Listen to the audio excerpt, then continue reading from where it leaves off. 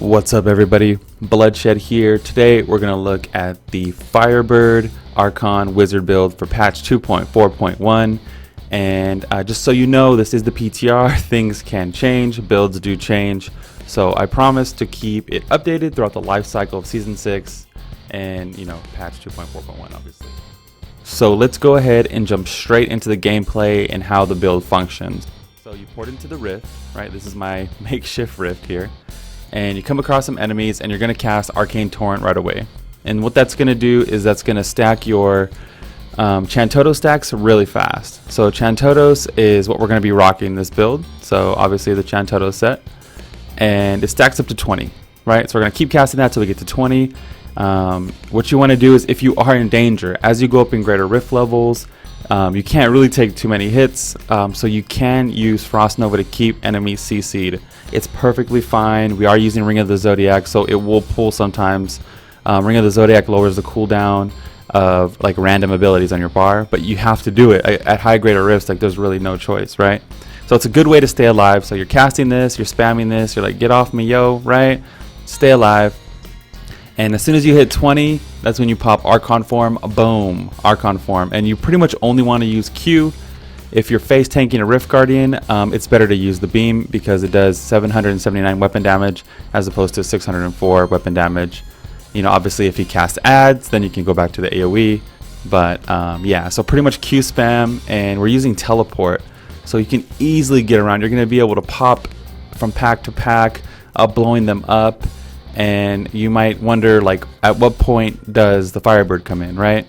So the way that Archon form works, right, is it takes on its highest elemental damage. So we're going to stack fire damage on our amulet and fire damage on our bracers. I mean, that's like, you need that, right? So it scales off the fire damage.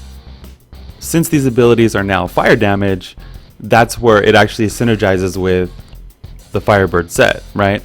So dealing fire damage causes an enemy to take the same amount of damage over 3 seconds, stacking up to 3,000% weapon damage as fire. So all your Archon abilities are pretty much proccing your Firebird set. It's a really amazing combo. After reaching 3,000% damage, the enemy will ignite and they burn till they die. So Firebird set has always been known as like the elite killer. So now you have Archon form with the power of Firebird set. It's really, really deadly. The 6-piece, your damage is increased by 40% for each enemy that is ignited. So it's really beneficial to pop from pack to pack to pack and just continuously blow them up. So now you're at the point where Archon falls off. You can see the cooldown in your bar, and you want to make sure you're in like an advantageous position. But again, it doesn't really matter. I like to like sit in the middle of low HP mobs, or like mobs that won't one-shot me, because they kind of body block the bigger mobs, right? So I'll be like in between these like little ghetto mobs, and they'll protect me from the big mobs while I'm recharging my cooldown, spamming E, kind of getting back in the game, getting my Chantodo stacks back.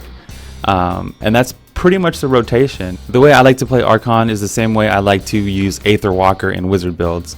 So I want Archon form as fast as possible so I can go back to teleporting around, blowing things up.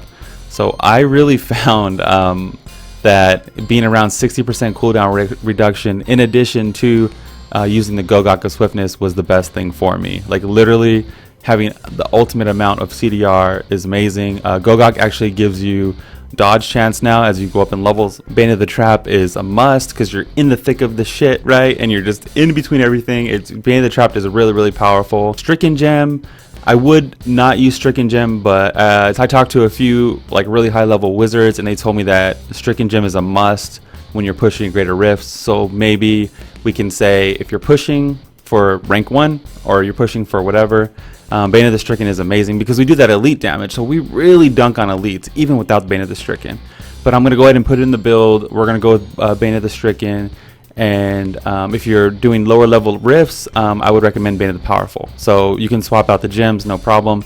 Bane of the Powerful changed also, so we take a lot less elite damage. So that's all elite damage, from affixes to spears. Anything an elite does damage wise is reduced by 15%, and you do more damage to elites. So this is way better for anything that's you're just farming, or you want to farm XP, you're doing like almost to your cap. Bane of the Powerful is really, really good. So these are almost interchangeable. Everything else is pretty much self-explanatory. Let's look at the build. This is the build I landed on. I really love the setup. you're going to be getting your arcane power back really fast through Conduit, right? Conduit, we use this a lot in Season 5, right, with Energy Twister builds. So as you hit enemies, you're going to be getting arcane power back, and we also have it on our offense. Our offense has the same thing. Critical hits grant 4 arcane power. I've always loved the safe passage rune on teleport. That extra 25% less damage when you're porting around trying to stay alive, stacking up your Archon really helps. I feel I can freeze, port, freeze. When you are freezing enemies, if they become immune to your CC, just port over to another group. They're not immune and you want to freeze them. Okay, so this is what I have in the cube. This is what I'm going with the build. We're going with the Obsidian Ring of the Zodiac, Aquila, Curus, and the Furnace, right? So this is another kind of crossroads with the build. I feel like if you're new to Archon Wizard, Aquila Curus is way better. You're going to stay alive a lot more. 50% damage reduced is absolutely amazing. As you progress and you go up in greater rift levels, I feel like it's another situation where you would pop in the TheSwami. The TheSwami gives you bonus stacks for 20 seconds after Archon expires. I feel like it's more of an advanced thing. So there, again, like the TheSwami and the Aquila Curus are right there. You can really go either way with them. I think that's it, guys, for the Archon Wizard build for patch 2.4.1. Like I said before, things do change, and I'm committed this season, just like last season. I'm going to keep my builds updated throughout the life cycle of the patch, the season, and all that stuff. So any questions, let me know in the comments below, or hit me up at twitch.tv/bloodshed.